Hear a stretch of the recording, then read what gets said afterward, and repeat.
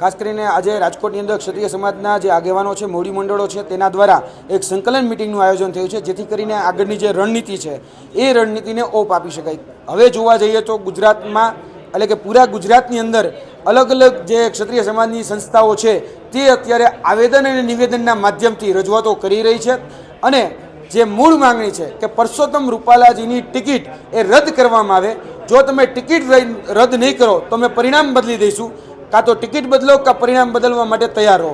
અમે ભારતીય જનતા પાર્ટીને પણ કહીએ છીએ, જો તમને પરસોત્તમભાઈ વાલા હોય તો પરસોત્તમભાઈને યથાવત રાખો અને આ ક્ષત્રિય સમાજનો જે આક્રોશ છે એ આક્રોશ અમે વોટમાં પણ પરિવર્તિત કરી દઈશું. તો પરિણામ ભોગવવાની પણ તમે તૈયારી રાખજો. જે રીતે અત્યારે ક્ષત્રિય સમાજ જે આક્રોશ વ્યક્ત કરી રહ્યો છે એનું મૂળ કારણ જે સીટ કહી શકાય કે માટે લોકસભાના પ્રચાર પ્રસાર માટે પરસોત્તમભાઈ જે મિટિંગમાં ગયા હતા ત્યાં એક સમાજને ઊંચો દેખાડવા માટે એને ક્ષત્રિય સમાજનું અપમાન કર્યું છે. માફીની જે વાત આવી રહી છે વારે ગણીએ તો માફી એ જાણતા અજાણતા કરેલી ભૂલની હોય, માફી એ અપમાનની ન હોય. એટલે પરસોત્તમભાઈને ધ્યાન રાખવું કે જે ક્ષત્રિય સમાજની અસ્મિતા, ક્ષત્રિય સમાજની જે ગરિમા ને જે તમે અપમાન કર્યું છે એની માફી તમને બિલકુલ નહીં મળે.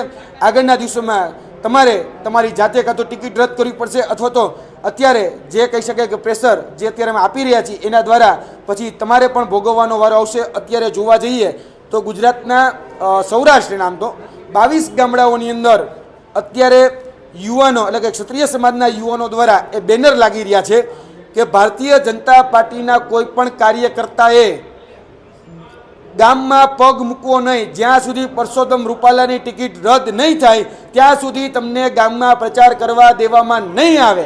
આ પ્રકારની વાત અત્યારે સૌરાષ્ટ્રના 22 ગામડાઓમાં થઈ છે, જેમાં જામનગર, રાજકોટ અને ભાવનગરના તળાજા વિસ્તારના ગામડાઓ છે. આગળના દિવસોમાં 2222 ગામડાઓમાં પણ જો અમારે જવું પડે તો એના માટેની પણ અમારે જવાની તૈયારી છે. તમામ યુવાનોનો અમે સંપર્ક પણ કરી રહ્યા છીએ અને આ સ્વયંભૂ ઉછળેલું અત્યારે આ આંદોલન છે. એટલે આ આંદોલન જે છે એ આગળના દિવસોમાં ઘણા બધા જે પરિણામો છે એ પરિણામો બદલી નાખશે. ફક્ત રાજકોટની અંદર ક્ષત્રિયો છે એવું નથી. સૌરાષ્ટ્રની ઘણી બધી એવી સીટો છે, જામનગરથી લઈ ભાવનગર સુધી અને ઉનાથી લઈ અને સુરેન્દ્રનગર સુધી. જોવા જઈએ તો કચ્છ આખો વિસ્તાર, ઉત્તર ગુજરાતની અમારી 6 થી 8 સીટો જે ક્ષત્રિય પ્રભુત્વ ધરાવતી સીટો છે, તો બધી જ જગ્યાએ પરિણામ ભોગવવાની તૈયારી રાખવી.